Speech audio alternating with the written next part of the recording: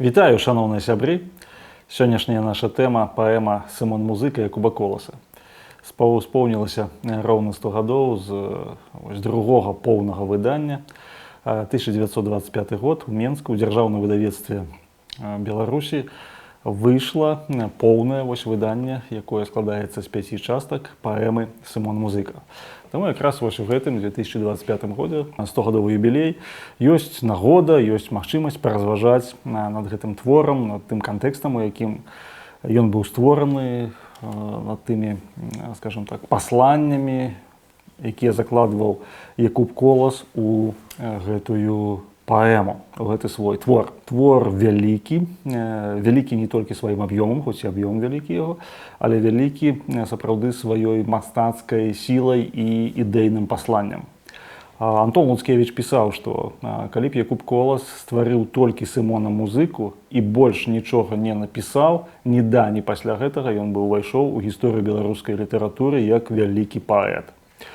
Таксама ён неаднаразова адзначаў, што вядзецца спаборніцтва паміж тым, хто займае першае месца ў беларускай літаратуры, Янка Купала ці Якуб Колас.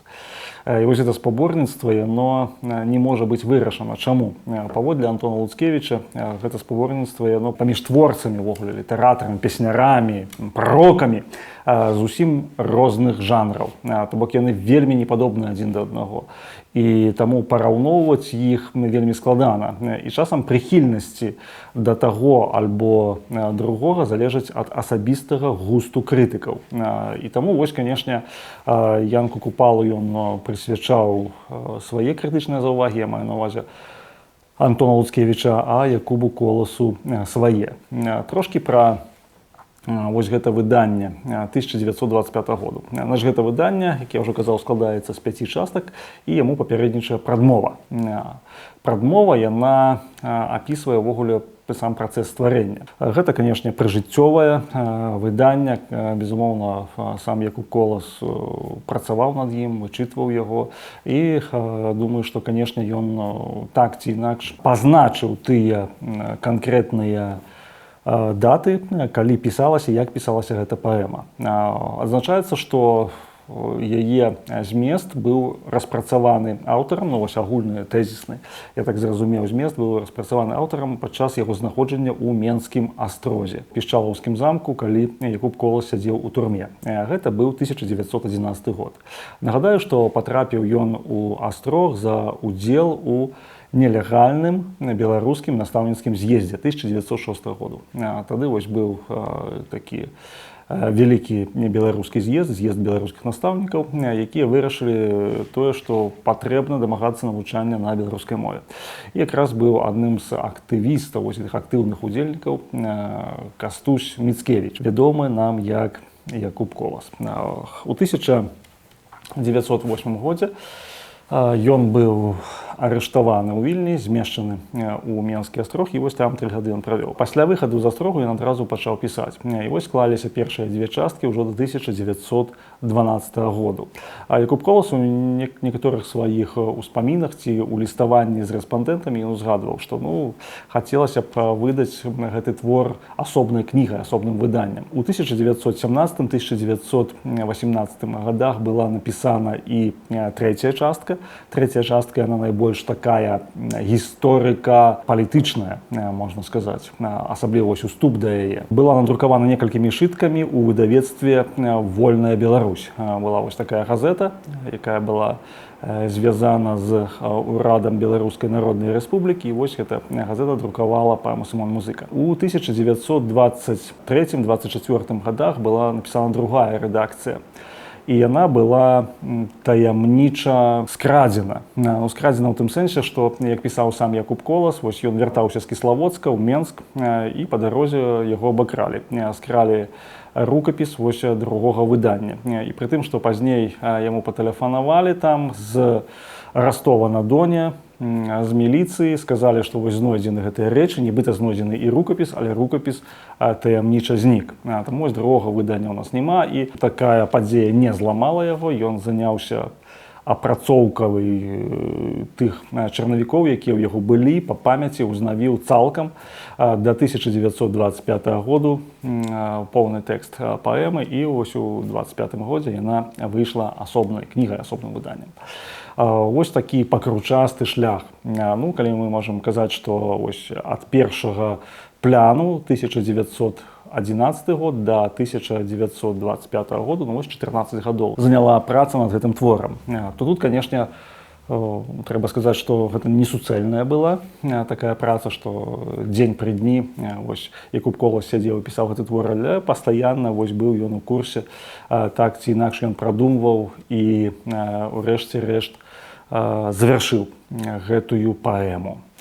Паэма такая выдатная, паэма з такім напластаваннем сэнсаў, калі можна так сказаць, і з безліччу лірычных адступленняў. Зноў жа звярнуўся да Антона Луцкевіча. Антон Луцкевіч пісаў, што Якуб Колас, напэўна, найбольш народны паэт, у тым сэнсе, што гутаркі, якія вывучаліся тады і гэтак далей, па лексіцы сваёй, паводле сваёй рытмічнасці, яна цалкам, безумоўна, у апрацоўцы Якуба Коласа, яна цалкам увайшла у высокія літаратурныя творы высокага зместу. І гэта, канешне, ну, безумоўна, калі чытаеш паэму Сымон Музыка, то, ну, просто прасякаешся вось тым багаццем мовы, багаццем розных адценняў мовы. Ну, нагадаю, што фактычна там няма поўных перакладаў. Там поўны пераклад на расійскую мову быў толькі ў 2017 годзе завершаны.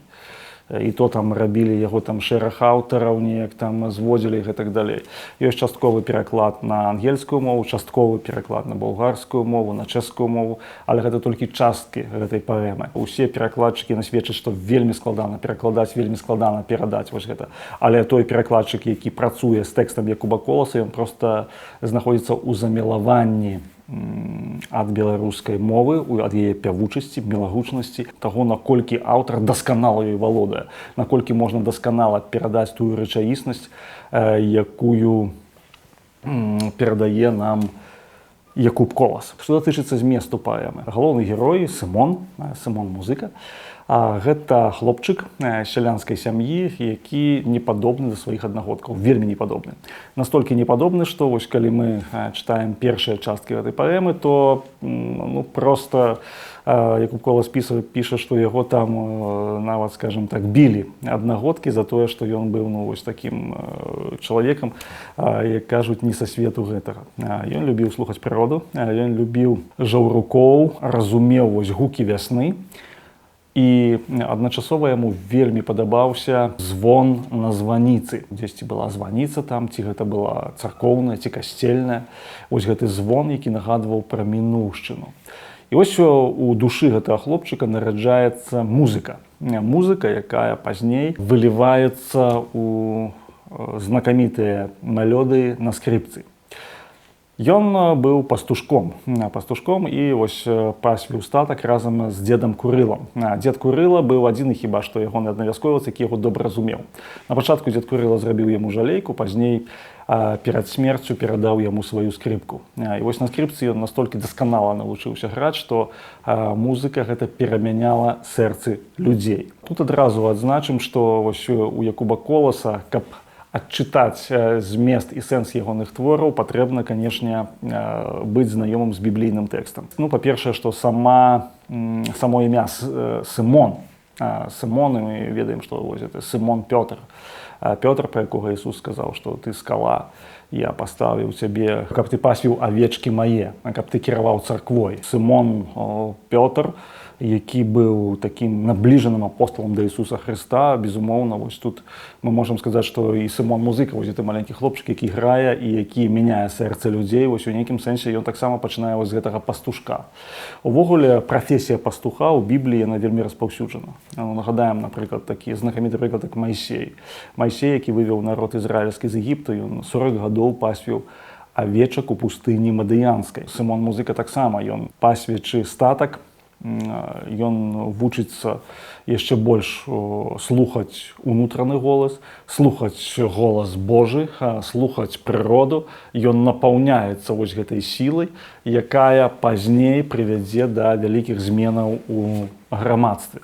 Вось гэта такая біблійная алюзія ўжо на першых старонках паэмы, яна відавочная. Сымона ёсць вялікі канфлікт з бацькамі. Рэч у тым, што аднойчы, калі ён пасвіў статак, на яго напаў воўк. Воўк ён зарэзаў 3 авечкі, і бацька Сымона абвінаваціў яго ў гэтай растраце і выгнаў фактычна з хаты. Пазней ён пашкадаваў, што выгнаў, пачаў шукаць, але Сымон быў ужо далёка. Ён пайшоў жабраваць. Ён жабраваў, сустрэў яшчэ аднаго дзеда жабрака. Гэты дзед хоць і быў жабрак, але ён быў хітры чалавек, ён імкнуўся нейкім чынам Сымона выкарыстоўваць, што Сымон добра іграў, і таму іх усюды прымалі, давалі ім дары, але ён гэтыя грошы сабе проста прысвойваў. Тут, канешне, Якуб Колас паказвае, што калі чалавек ён убогі, калі чалавек жабрак, гэта абсалютна не азначае, што ён там маральна высакародны, абсалютна наадваротна. Бывае, што жабракі, яны людзі жорсткія і людзі, якія хітрыя, якія імкнуцца выкарыстаць іншых на сваю карысць. Чалавек грахоўны сам па сабе. Нейкі момант Сымон проста уцякае ад яго.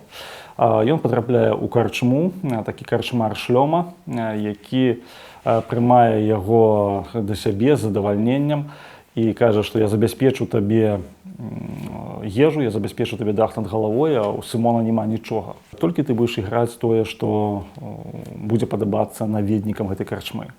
Ну і, конечно, ёсць тут такая вельмі вялікая праблема. Сымон, ён абсалютна не можа ў гэтым сэнсе развівацца, ён не можа граць сваей мелодыі, ён не можа рэалізоўвацца. Тыя людзі, якія прыходзяць у карчму, яны не заўсёды хочуць слухаць тую мелодыю, якая гучыць у сэрцы Сымона.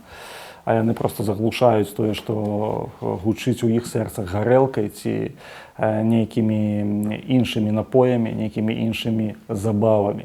І гэта, конечно, таксама не тое месца, дзе можа быць Сымон. Урэшце рэшт ён патрапляе ў замак да князя, пана, якога сустракае ў лесе. І вось у гэтым замку ў яго, здаецца, адкрываюцца перспектывы навучыцца іграць па нотах, але ён, скажем так, чалавек вельмі самастойны, ён любіць вольнасць, ён любіць сам вырашаць, куды яму ісці, якія мелодыі граць. І вось ён просіць у аднаго з такіх паслугачоў гэтага пана, вялікага пана, які пануе ў гэтым замку, каб ён аддаў яго ў школу, каб навучыцца нотнай грамаце, каб ужо ствараць свае мелодыі на пісьме, каб яны гучалі і пасля Сымона. Аднак ён кажа, што ты мужык, навошта табе ноты, ад тваёй навукі будзе толькі шкода. Ён разумее, што таксама паны яму чужыя, ён сацыяльна чужы для ўсіх.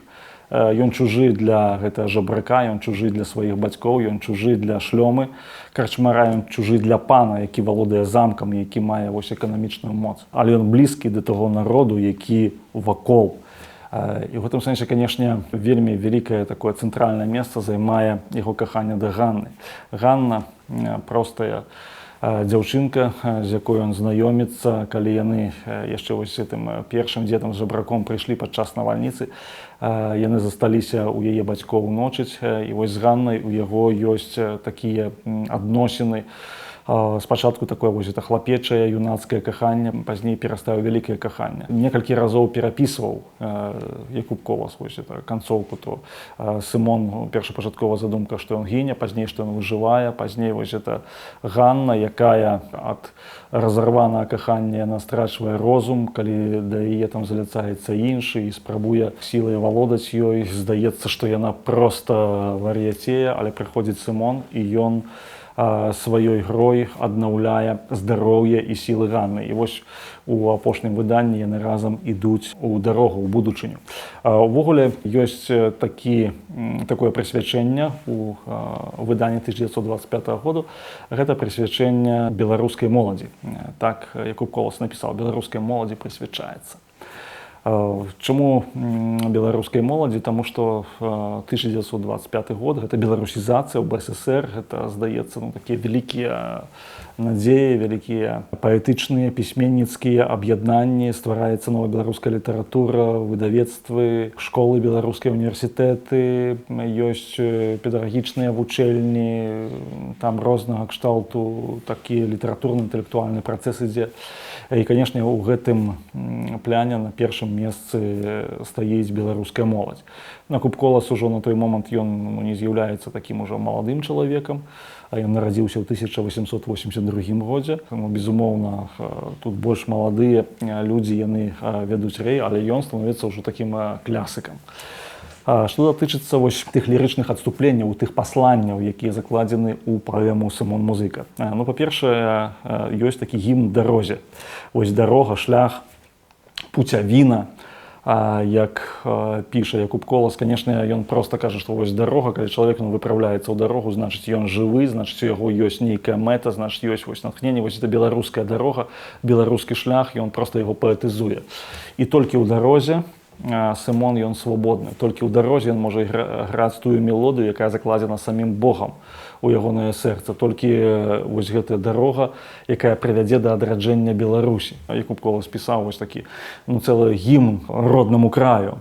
О, край родны, край прыгожы, мілы кут маіх дзядоў, што мілей на свеце Божым гэтых светлых берагоў, дзе буряцца срэбрам рэчкі, дзе бары лясы гудуць. Такі гімн, ён сапраўды паказвае настолькі вялікую любоў самога Якуба Коласа і, галоўна, героя Сымона да роднага краю. Відавочна, што паэма, якая кажа пра адраджэнне Беларусі, пра той момант. І трэцяя частка, яна пачынаецца такім гісторыка-філасофскім такім адступленнем. Калі Якуб Колас ён піша пра складаны лёс краіны, калі ён піша, што і з захаду, і з усходу ёсць ворагі, якія разрываюць родны край, і што ёсць таксама і падзел канфесійны. Ён кажа і пра тое, што ёсць праваслаўныя, ёсць каталікі, і паміж імі ёсць варажнеча, і часам пастыры гэтых цэркваў, яны нацковваюць адну частку народа на другую. Аб'яднанасць і з'яднанасць народу — гэта ёсць ключ да такога нацыянальнага адраджэння. Нагадаем, што тады пра гэта пісаў у той час прыкладна і Ігнат Абдзіраловіч у сваім знакамітым эсэі «Адвечным шляхам». Зноў жа, адвечным шлях, шлях, дарога. І у Якуба Коласа таксама гэты шлях, дарога. Што з'яднання беларусаў на грунце скарыны. Фактычна, это паяднанне на хрысціянскім грунце, але пераадолення канфесійнага расколу на дзве часткі. Ён таксама сцвярджае, аптымістычна заканчвае гэты уступ да трэцяй часткі. Ці ж мы, брацця, праў не маем, ці ж нам сілы Бог не даў, ці ж над нашым родным краем промень волі не блішчаў. Для Якуба Коласа, канешне, гэта такі вельмі важны момант, што ён верыць у адраджэнне свайго роднага краю, разарванага на дзве часткі рыскай мірнай дамовай. Ввогуле, 21 год, калі Якуб Колас заканчваў такое афармленне першай рэдакцыі, 21 год — гэта год і такое асабістае пераасэнсаванне. Антон Луцкевіч піша, што у Якуба Коласа гэта крызіс душы ягонай, крызіс паэтычнай творчасці. Ён піша, што сапраўды вельмі перамянілася ўся краіна. Ён, скажем так, сумняваецца у перспектыве савецкага такога эксперыменту, што будзе здзейснена мара пра адраджэнне Беларусі. І разам з тым, з гэтым сумневам змагаецца яго гістарычны аптымізм, што б ні было цяпер, што ў будучыні ўсё адно Беларусь адродзіцца. Паэма «Сымон Музыка», яна, канешне, мае такую зададзенасць адносна сілы мастацтва. Адносна таго, што мастацтва, яно здольнае ўзняць народ з каленяў, яно здольнае ўзняць народ з зямлі, ўзняць народ вышэй да Бога, да нябёсаў. Вобраз такі Сымона Музыкі, які грае, і мелодыя, якая ажыўляе, абуджае сэрца людзей, гэта таксама, у прынцыпе, такі біблійны вобраз. Таму што калі мы паглядзім на Біблію, асабліва на кнігу псальмаў, то там вось усюды ідзе праслаўленне з музыкай, са спевамі, са скокамі нават. І ёсць вось гэта вялікая такая сіла, калі валадар Давід там ці іншыя псалмапеўцы яны кажуць пра тое, што сапраўды Бога трэба праслаўляць гучна, і музыка праслаўлення яна гучыць. І вось зноў жа гэты гімн Сымона Музыкі абуджэння дабра ў сэрцы людзей. Не кожны чалавек ён здольны быць абуджаным, але многія, калі прабуджаюцца, яны ўжо не засынаюць. Яны ўжо ўсё сваё жыццё прысвячаюць высокай мэце. І ў гэтым сэнсе, канешне, паэма «Сымон Музыка» яна важная. Таксама вельмі такі адзін істотны момант, калі Якуб Колас ён ставіць свайго героя фактычна ў такія драматычныя сітуацыі. Ну вось калі выганяюць Сымона з дому, ён не ведае, што яму рабіць, ён не ведае, куды ісці, ён ідзе на могілкі. Ён ідзе на могілкі і нібыта размаўляе з тым дзедам Курылам, якога ён вельмі любіў, яго вельмі паважаў, ідзе на яго на магілу. Ён кажа, што ніхто мяне не любіць апроч цябе, дзядуля. І гэта, канешне, момант сувязі пакаленняў. І Якуб Колас неаднаразова пісаў, што гэта таксама паэма пра пакаленні, што адраджэнне гэта не справа аднаго пакалення, што за адно пакаленне ўсё не адродзіцца, павінна перадавацца вось гэта эстафета, якая грунтуецца на памяці, на гістарычнай памяці. Гэта паэма пра беларускую інтэлігенцыю. Беларуская інтэлігенцыя, правобразам якой ёсць Сымон Музыка, беларуская інтэлігенцыя, якая кажа слова, якая стварае музыку, якая стварае мастацтва для таго, каб абудзіць народ, каб народ жыў, каб народа быў гістарычны аптымізм. І часам нават калі трагічная сітуацыя, то гэты гістарычны аптымізм дазваляе выжыць, таму што народ разумее сваю мэту ў адраджэнні яго, у абуджэнні. І тут жа зноў жа яно пераклікаецца з Бібліяй, са Словам Божым, як мы казалі ў нашым выпуску пра новую зямлю, калі яшчэ не глядзелі, можаце паглядзець, ці калі глядзелі, пераглядзець. Мы бачым, там новая зямля, яна пачынаецца там дзесьці на лесніковай пасадзе, а пасля ў Вільню узыходзіць на гару. Гара – гэта як сімвал той сустрэчы Маісея з Господам, дзе Господ адкрыўся Маісею, сказаў, што зробіць народ свабодны, даў свой закон, каб народ быў свабодны. Так і ў паэме «Сымон Музыка». Калі мы бачым пачатак такі драматычны, трагічны, то ў канцы вось ёсць гэты аптымізм злучэння Сымона і Ганны. Вось гэта каханне, якое нараджае новую сям'ю ў перспектыве, якое нараджае новае пакаленне, і гэта новае пакаленне працягне справу Сымона і Ганны. Гэта вельмі такі істотны момант. Ну і таксама Ганна абсалютна біблійнае імя, Ганна прарочыца, і мы сёння можам сцвярджаць таксама, што гістарычны аптымізм Якуба Коласа, ён перасягаў яго ўласны час. Ён разумеў, што час, у якім ён жыве, не можа быць часам такога дасканалага адраджэння Беларусі. Не можа быць дасканалым такім, што раптам Беларусь адродзіцца, і ўсе гэта адраджэнне прызнаюць. А 1924-25 годзе пра гэта можа і вяліся размовы, але гэта была справа далёкай будучыні. Але вось Якуб Колас кажа пра гэты гістарычны аптымізм. Таксама мы бачым, што ў чым быў гістарычны аптымізм, і ёсць гістарычны аптымізм Бібліі, што калі Адам з Евай яны саграшылі, то Господ ён пасылае сына свайго, які аднаўляе гэты запавет. Вось ёсць стары запавет і ёсць новы запавет.